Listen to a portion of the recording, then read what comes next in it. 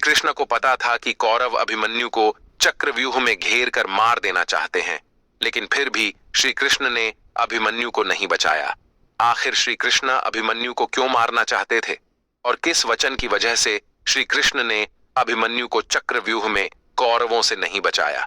आइए जानते हैं इसी बारे में, इसलिए वीडियो में लास्ट तक बने रहे और वीडियो को लाइक करके चैनल को सब्सक्राइब कर ले ताकि इसी तरह की वीडियो आपको मिलती रहे।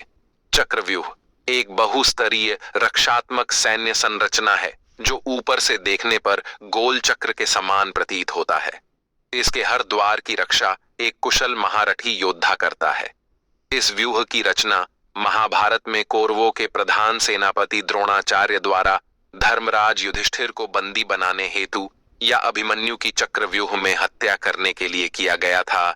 इसके भेदन का ज्ञान पांडव पक्ष में केवल प्रद्युम्न, अर्जुन, कृष्णा और अभिमन्यु को ही था, परंतु जब द्रोणाचार्य ने इस व्यूह की रचना की तब इन चारों में से केवल अभिमन्यु ही मौजूद था। अभिमन्यु ने चक्रव्यूह भेदन करने का ज्ञान अपनी मां के गर्भ में ही प्राप्त कर लिया था। जब अर्जुन ने सुभद्रा को चक्रव्यूह भेदन करना बताया था, परंतु सुभद्रा को बीच में ही नींद आ गई, इस वजह से चक्रव्यूह से निकलने का मार्ग नहीं जान पाया था। अतः जब युद्ध में अभिमन्यु ने इसमें प्रवेश किया तो उसने 6 द्वार को तोड़ दिया, लेकिन 7वें द्वार पर कौरव पक्ष के सभी महारथियों ने मिलकर उसका वध कर दिया। महाभारत के वीर योद्धाओं में एक नाम अभिमन्यु का भी आता है। माना जाता है कि श्री कृष्ण को पता था कि अभिमन्यु के साथ कौरव क्या करने वाले हैं, लेकिन इसके बावजूद भी उन्होंने अभिमन्यु को नहीं बचाया। श्री कृष्ण ने अभिमन्यु को क्यों नहीं बचाया? महाभारत के वीर योद्धाओं में एक नाम अर्जुन पुत्र अभिमन्यु का भी गिना जाता है। अभिमन्यु को लेकर एक कथा धार्मिक ग्रंथों में वर्णित है कि वह बहुत कम उम्र में ही युद्ध कौशल में निपुण हो गया था और जब महाभारत का युद्ध आरंभ हुआ तब अभिमन्यु 16 साल का था और कौरवों के कई महारथियों को अभिमन्यु ने हार का मुख दिखाया था। ऐसा माना जाता है जब युद्ध में दुर्योधन चक्रव्यूह में फंसाकर अभिमन्यु की हत्या कर देना चाहता था, तब श्री कृष्ण को इस विषय में पहले से ही झांक था कि अगले दिन युद्ध के मैदान में अभिमन्यु के साथ क्या होने वाला है।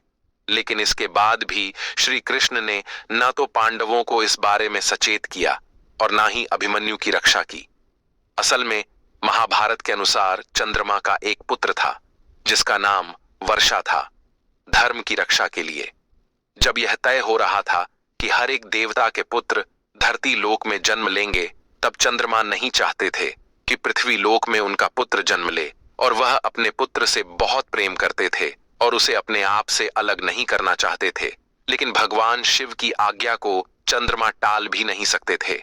ऐसे में अपने पुत्र को वह पृथ्वी लोक में भेजने के लिए तैयार हो गए।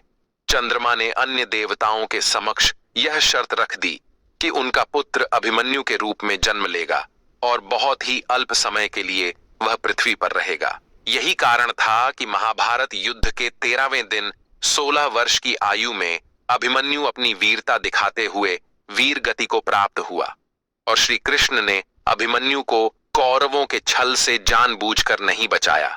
तो इस वजह से श्री कृष्ण ने महाभारत युद्ध में अभिमन्यु के प्राणों की रक्षा नहीं की थी। अगर वीडियो अच्छी लगी हो तो वीडियो को लाइक कर कमेंट करें और चैनल को सब्सक्राइब कर लें